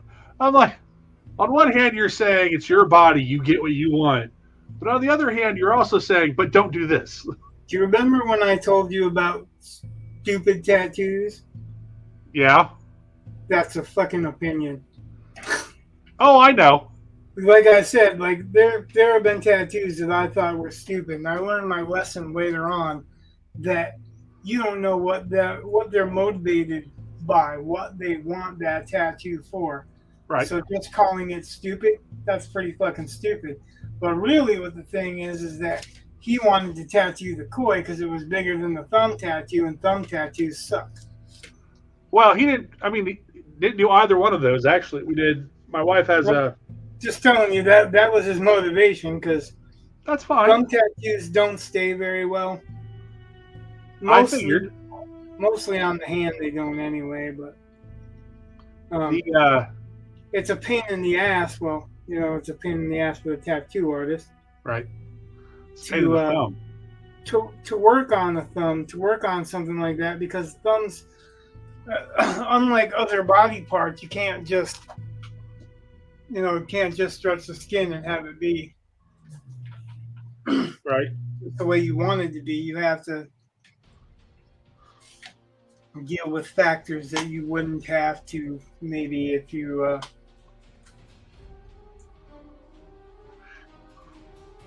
were on a different body part. I thought it would be neat if she wants koi, that instead of doing it up around her knee, she should do it around her calf and chin, so that you have like two koi kind of circling each other. You said shin, and I thought you said chin, and I'm like, wait, what? No, No. Shin. That's a whole different ball game. But since the fish are kind of they're curling around each other, it would be really cool if so you would be able to see, like you would have to design it so you could kind of see through the leg to the other fish. Does that make sense? We're talking about tattoos that can't happen, right?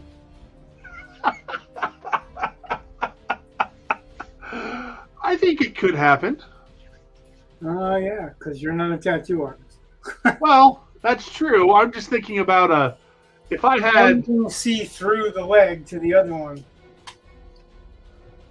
Well, so what you would do is you kind of have to play around with perspective, but You have to play around with more than that. So if you're tattooing, all right, let me give you a for instance. If you're tattooing, say, the side of a calf, okay. and you want to make it look like you can see the other side, and you have a fish that's fairly transparent, right? You can do that. However, it's not going to look like it's swimming through from the other side, because if you turn that leg around, you can't do that. You can't. When you look at it from the front, you're not going to see two different fish. You're just going to see just a sliver of a tattoo. So it's not going to conceptually come out like that unless you're just doing it like ghost fish on one side.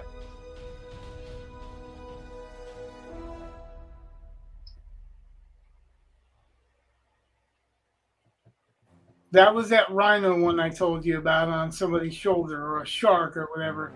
You can't see from the nose on their shoulder what it would look like and be right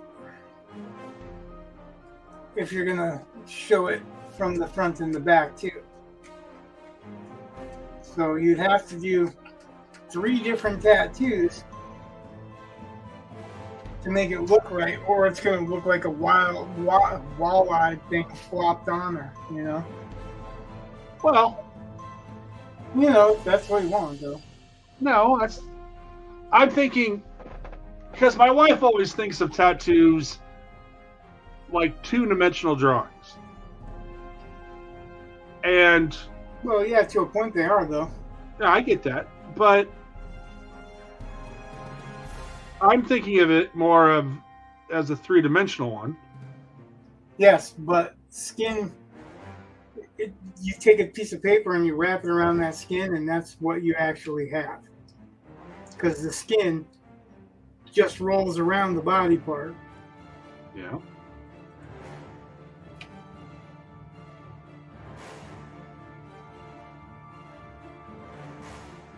So if it doesn't work right, taking a piece of paper and wrapping it around your leg and then laying it flat, it's not going to work right.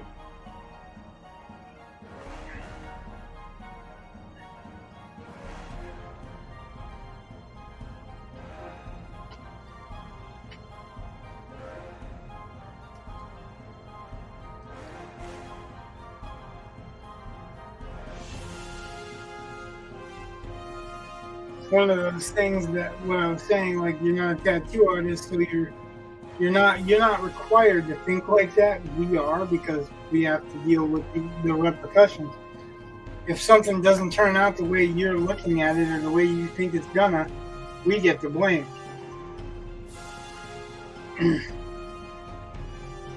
And there's some physical impossibilities that no matter how we tell you, you're not going to get until we literally show you. So, there's a degree of that involved. Well, I am thinking of it as a static image, even though I'm thinking of it 3-dimensionally. And what you're talking about is moving your perspective, I think. Because since it's a 3-dimensional object and you can walk around it, that's It's still a piece of paper that you roll up. It's still one flat thing that you are rolling around. It's only 2-dimensional. The actual tattoo is only 2-dimensional. It's I know, but you make 2-dimensional body part, but it's but you can make 2-dimensional drawings look 3-dimensional. You can, but only from a certain angle. Right, which is where I'm saying I'm thinking of it from angle. Right. I'm just saying, once you move from that angle, it's not the same thing anymore. Right. Okay. So I was thinking of it as a fixed 3-dimensional object, and you're pointing out that it's not a fixed perspective. I don't think that we're going to agree on terms because I don't understand what you're saying. Because you know how whenever you change your point of view, like you could make it work from certain angles, but once you get around those angles, it's not going to look right on those angles, which is where you're getting that. It would be like a sidewalk drawing. You can do a 3-dimensional sidewalk drawing that looks really, really believable and blah, blah, blah, but only from one angle. Right. Okay, but that's what I'm saying. Like, I agree. That's exactly what you're saying. So then we have no problem there. But when you take that piece of sidewalk and put it on a hill and roll it, that changes things. When you go like this with something that's designed to go like this, it's not the same. It changes it. Like I said, that's something that you're going to have to actually see to understand what I'm saying. And I'm not trying to demean you or whatever. I'm just saying that I've had a lot of experience with this kind of thing, and okay, well, it'll be something. That's why I said, do it on a piece of paper, and then put that piece of paper and pretend that piece of paper is the skin around the leg. And do that with the piece of paper and see if that idea still works. That's the advice I give you. And what I'm saying is, and I'm not saying you're wrong, by the way. I'm really not. Okay. There's everything you're saying about changing the perspective, like it's not going to work from certain perspectives. I just want you to know I fully agree with you, 100%. Okay. Just saying. I'm not contradicting you in any way, shape, or form on that. I just know, I've done murals in different places, which is flat, except for I had to do one that was on the corner, and the guy wanted his bathroom to basically look like it was inside of an aquarium. All right, and so if I had done exactly what you just said, it would not have looked right. Because I had dolphins swimming towards the corner, and it's not going to look the same. It could still only look right from one angle. Right, and I agree 100%. But if I had taken a piece of paper and drawn a dolphin and then just put it in the corner, it would have been wrong. Yeah, but you're not talking about the wall, though. I mean, what you're talking about is not static. It's not going to stay still. Right. It's going to move. That's where I had not thought about. Yeah, that's what I'm saying. That's all I'm saying. That we're trained as tattoo artists to think about that kind of crap when the client's not. That's what I was saying with the the client not always being right in this business, because clients will think of things that they are great ideas. They sound good. You know what I mean? They're just not really applicable. Sometimes they are, but sometimes they're not. And sometimes people can do something to find an acceptable compromise. For instance, the shark tattoo on the shoulder. Actually, I've seen it on a guy that had lost an arm to a shark attack. He was doing a shark on the stub of his shoulder. The artist was creative enough to turn that shoulder into a 3D piece of a shark, but sharks have round eyes, so you didn't have to worry about it looking like an almond on one side and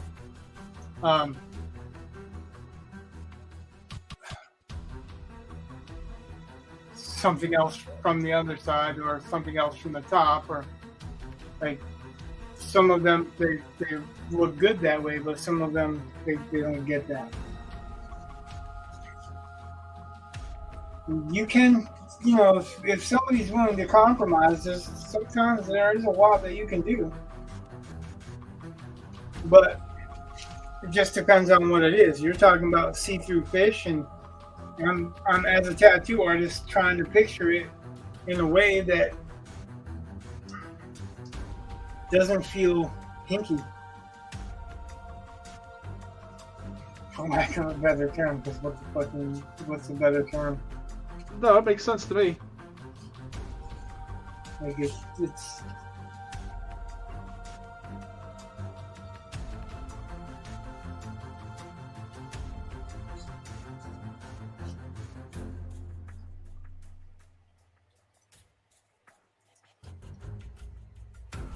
And fish have to present a fish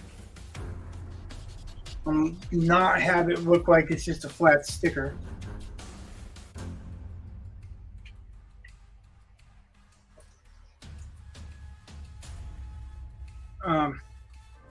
That's going to be harder to do it that way too, a little bit. But it's not impossible.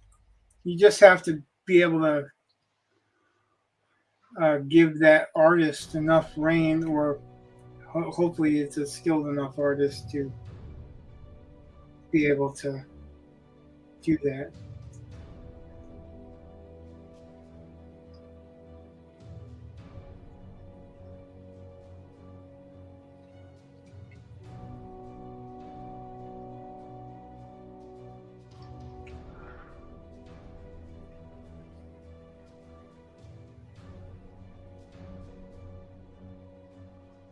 And I've done a lot of different tattoos to usually trying to fit body parts. Trying to make them fit. Like if it's going on the shoulder, trying to make it look like it was made to go on the shoulder versus just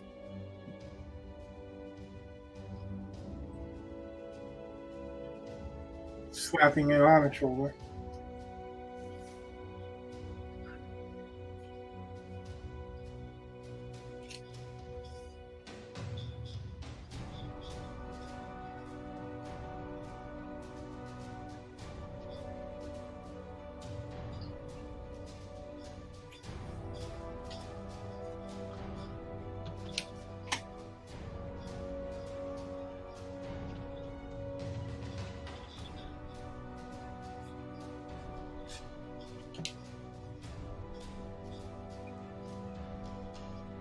Yeah, it's funny how the way we're trying to think of to describe things is we're really talking about the same thing, but right, it doesn't sound like it.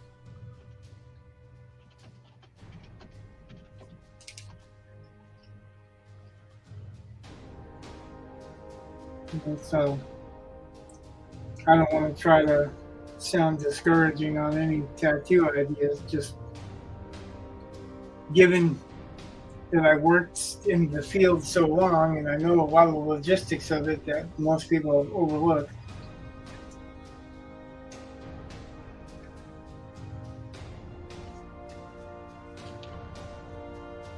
That is the benefit of what I can give you, that just talking to anybody, you may get better than, or you may get better than just talking to anybody, I should say.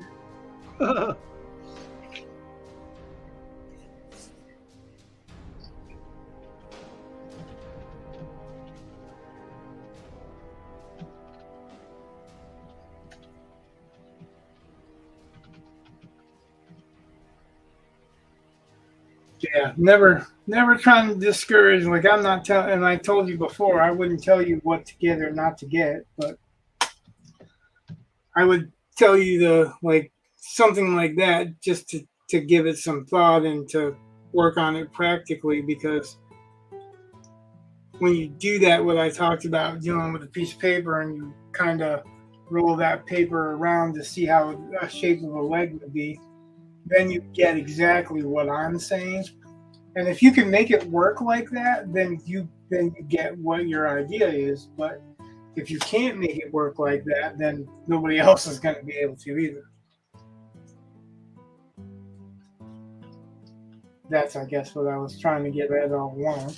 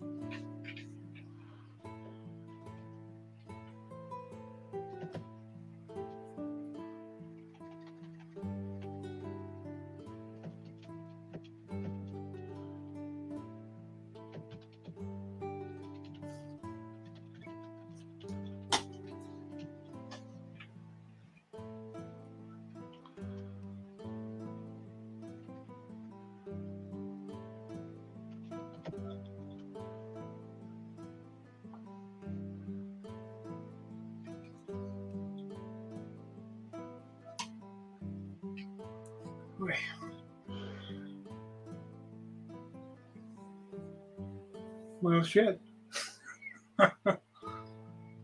That took up most of the time right there, doing the rocks and the small details in the waters, and that's not even all the rocks, that's the modeling.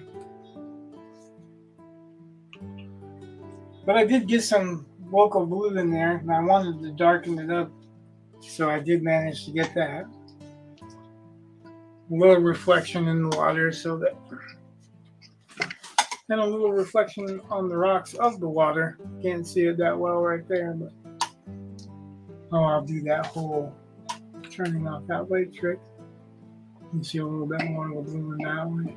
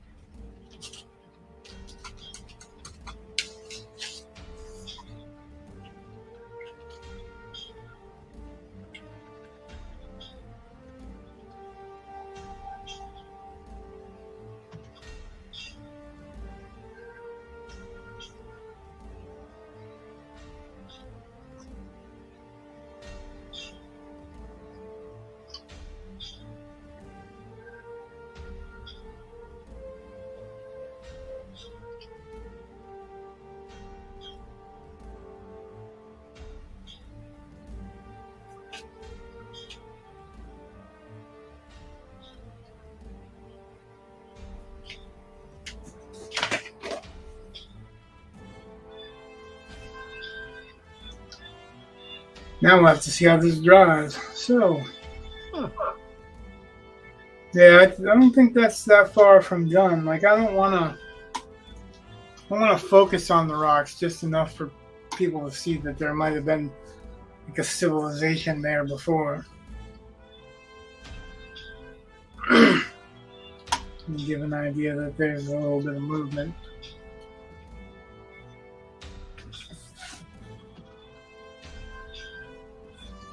So that really what's left is some small details on her hair, some small details on her leg. I think I got most of the water, and I think actually I got to do a little bit with orange in the water so that the wine is not really so solid. But for the most part,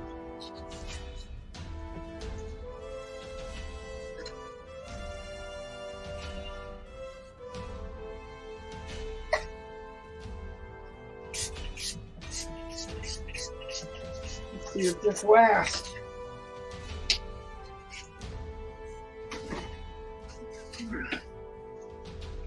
No, like I said, mostly what I put on was a minimum amount of everything, so.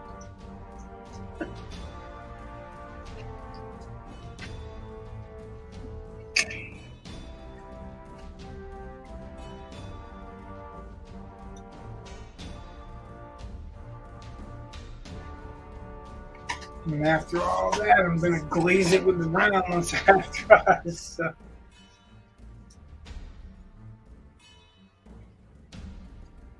Mostly. I think maybe she needs another glaze of brown. Yeah. Maybe.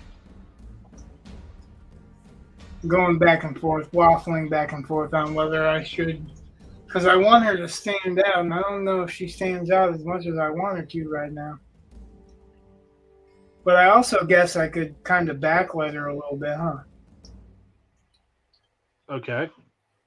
Like, you know, from about here up, I could do like a very light, very thin edge light. Okay.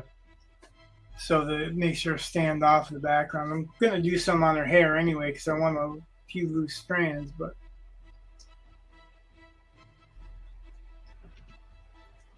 I don't know. It's approaching the end, so it's the last little bits here and there. It's the slowest part. Yeah, it's just making those last decisions. Or the decisions that are going to last. I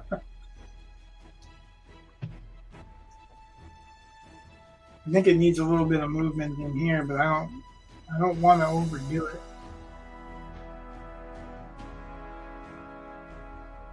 I'll think about it a little bit.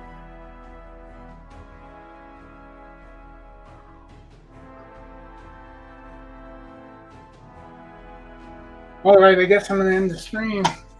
All right. Nobody's talking. Nobody's here. Just you and me anyway. We don't need them to talk. As usual, if you liked it, hit like. Nobody's been hitting like, so I guess nobody likes it. Oh.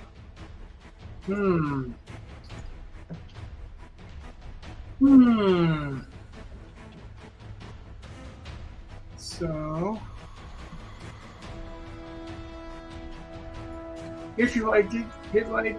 If you want to see more, hit like. Subscribe. If you want to watch it and know when we're going to stream, ring the bell for notifications. Other than that, good night. God bless. See ya. Peace.